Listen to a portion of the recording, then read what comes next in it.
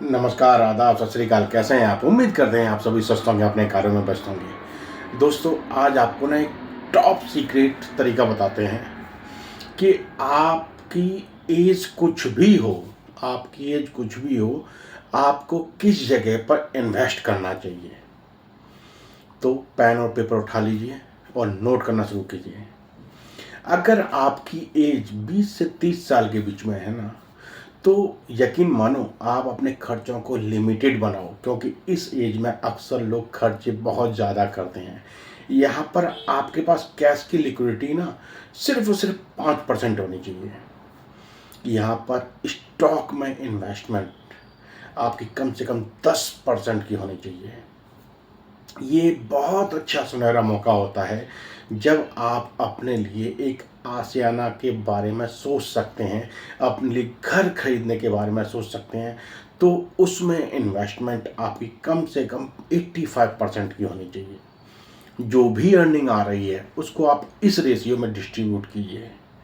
दूसरा, अगर आपकी एज 30 साल से 40 साल के बीच में है, तो भी आपके पास कैश लिक्विडिटी सिर्फ 5% की होनी चाहिए।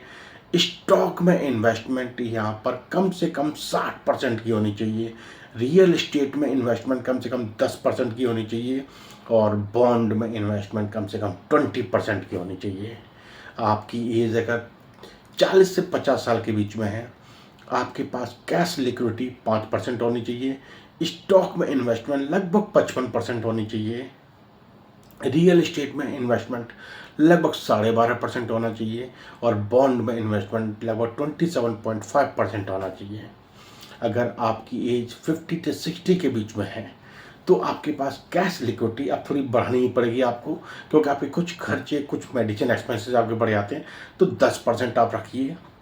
स्टॉक में इन्वेस्टमेंट 40% रखिए। रियल एस्टेट में 15% और बॉन्ड में 35%। अगर आप ऐसा करते हैं तो आप अपने आने वाले टाइम को सही तरीके से मैनेज कर पाएंगे। देखो, कुछ बेहतरीन जो बिजनेसमैन है ना, उन्होंने अपने जीवन में कुछ सीखा है, उन्होंने लोगों को बताने की कोशिश की है। देखो, वॉरेन बफेट कहते हैं, आप ना 10,000 की पैंट मत पहनो, सिर्फ 1,000 की पैंट पहनो और 9,000 सेव करके कहीं लॉन्ग टर्म की प्लानिंग के साथ इन्वेस्टमेंट कर दो। रतन टाटा जी कहते हैं ना, आपके सपने बड़े होने चाहिए। क्या हुआ अगर आप चांद को न छू पाए, कम से कम आसमान तक तो पहुंच ही जाएंगे।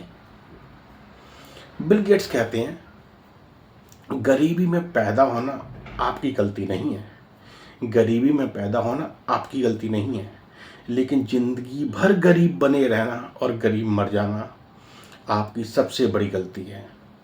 तो चीज़ों को सीखना, समझना, टाइम पे उसको इम्प्लीमेंट करते चले जाना, ये एक समझदार इंसान की पहचान होती है।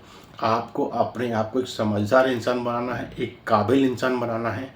जो लाइफ में आप ड्रीम रखते हैं, उस ड्रीम के अकॉर्डिंग अपने आप को तैयार करते चले जाना, अपने आप को सिखाते चले जाना है और टाइम टाइम पे चीज़ों को अपनी लाइफ में इम्प्लीमेंट करते चले जाना है। तो आने वाले टाइम को आप सही डायरेक्शन दे पाएंगे।